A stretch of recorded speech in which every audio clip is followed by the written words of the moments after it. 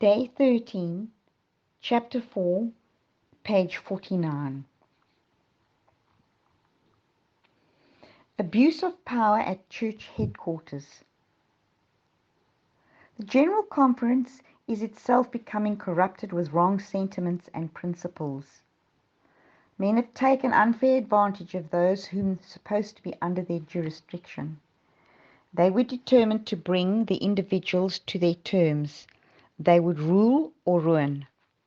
The high-handed power that had been developed as though position had made men gods makes me afraid and ought to cause fear. It is a curse wherever and by whomsoever it is exercised. There are altogether too many weighty responsibilities given to a few men, and some do not make God their counselor. What do these men know of the necessities of the work in foreign countries? How can they know how to decide the questions which come to them asking for information? It would require 3 months for those in foreign countries to receive a response to their questions, even if there was no delay in writing. These living in distant countries will not do that which their judgment tells them is right unless they first send for permission to Battle Creek. Before they will advance, they await yes or no from that place. It is not wise to choose one man as a president of the General Conference. The work of the General Conference has extended, and some things have been made unnecessarily complicated. A want of discernment has been shown.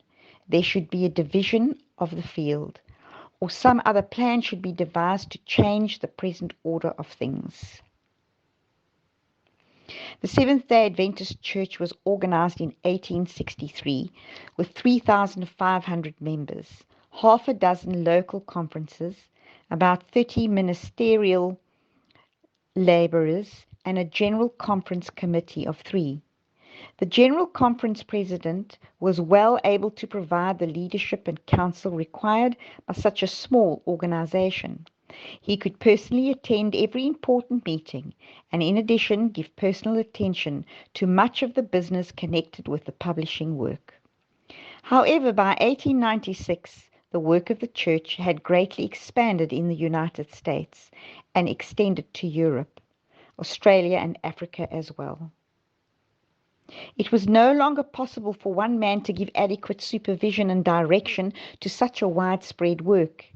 Ellen White urged a division of the field so that our church members around the world would not look to just one man for counsel. This was accomplished by the creation of the Union Conferences and World Divisions. Unwise leaders do not speak for God.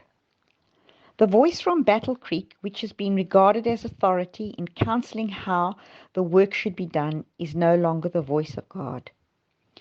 It has been some years since I have considered the General Conference as the voice of God. That these men should stand in a sacred place to be as the voice of God to the people we once believed. The General Conference to be, that is past. A new denomination is not needed. You will take passages in the testimonies that speak of the close of probation, of the shaking amongst God's people, and you will talk of a coming out from his people, of a purer, holier people that will arise. Now all this pleases the enemy. Should many accept the views you advance and talk and act upon them, we would see one of the greatest fanatical excitements that has ever been witnessed among the Seventh-day Adventists. This is what Satan wants.